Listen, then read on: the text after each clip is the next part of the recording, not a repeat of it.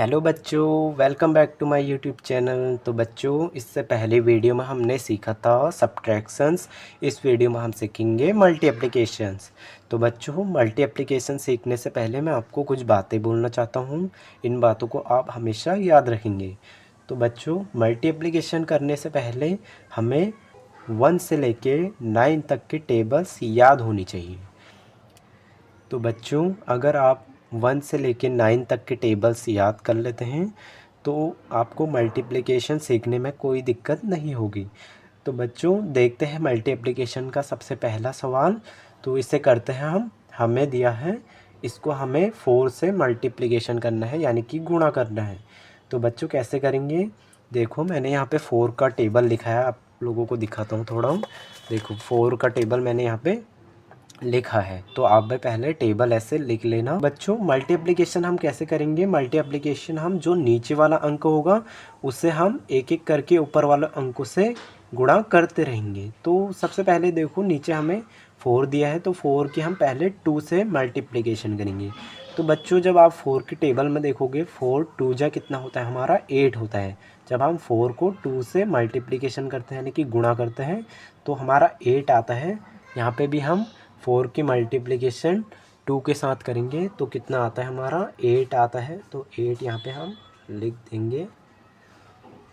तो बच्चों, उसके बाद देखो, 4 की मल्टीप्लिकेशन हमें 1 के साथ करनी है। तो देखो, 4 की टेबल में 4 1 जा होता है हमारा 4। तो यहाँ पे हम 4 लिख देंगे। उसके बाद देखो बच्चों, 4 की हमें मल्टीप्लिकेशन करनी है 3 के साथ। तो 4 के टेबल में देखो, 4 3 जा कितना होता है? 12 होता है। तो 4 3 जा 12 होता है। तो 12 को हम ऐसे ही लिख लेंगे, ठीक है। तो बच्चों, ये क्वेश्चन हमारा यहाँ पे कंप्लीट होता है। देखते हैं दूसरा क्वेश्चन।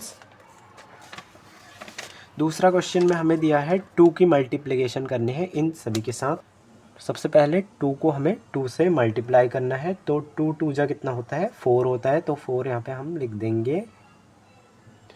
उसके बाद देखो, फिर 2 की मल्टीप्लिकेशन करनी है हमें 3 के साथ। तो 2 3 जा कितना होता है? 6 होता है। तो 6 हम यहाँ पे लिख देंगे बच्चों।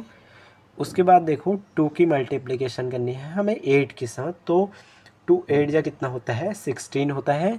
16 यहाँ पे हम लिख देंगे। तो बच्चों, यही क्या हो जाएगा? इसका आंसर हो जाएगा। उसके बाद देखो बच्चों, अगला क्वेश्चन देखते हैं। अगले क्वेश्चन में हमें 3 की मल्टीप्लिकेशन करनी है 2 के साथ। तो 3 का भी टेबल मैंने यहाँ पे लिखा है बच्चों। अगर आपको टेबल याद है तो आप आराम से इन क्वेश्चन को कर लेंगे। तो 3 का हमें 2 के साथ पहले मल्टीप्लिकेशन करना है। तो 3 2 जा कितना होता है? 6 होता है। तो 6 हम यहाँ पे लिख देंगे। उसके बाद देखो बच्चों, 3 की हमें मल्टीप्लिकेशन करनी है 3 के साथ। तो 3 3 जा कितना होता है? 9 होता है। तो 9 यहाँ पे हम लिख देंगे। फिर उसके बाद 3 की मल्टीप्लिकेशन करनी है हमें 6 के साथ। तो 3 6 जा कितना होता है हमारा? 18 होता है। तो 18 यहाँ पे लिख देंगे। तो यही क्या हो जाएगा बच्चों? इसका आंसर हो जाएगा। तो नेक्स्ट क्वेश्चन देखते हैं।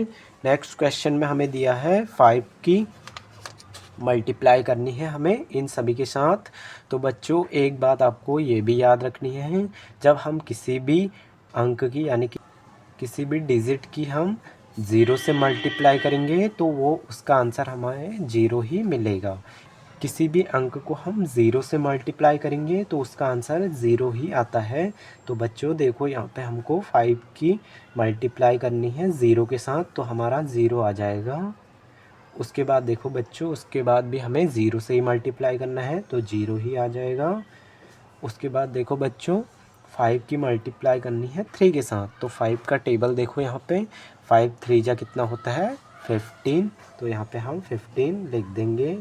तो यही क्या हो जाएगा बच्चों? इसका आंसर हो जाएगा। उसके बाद नेक्स्ट क्वेश्चन हम देखते हैं बच्चों। नेक्स्ट क्वेश्चन में हमें दिया है, ये देखो बच्चों, नेक्स्ट क्वेश्चन में हमें 1 की मल्टीप्लाई करनी है इन तीनों अंकों के साथ।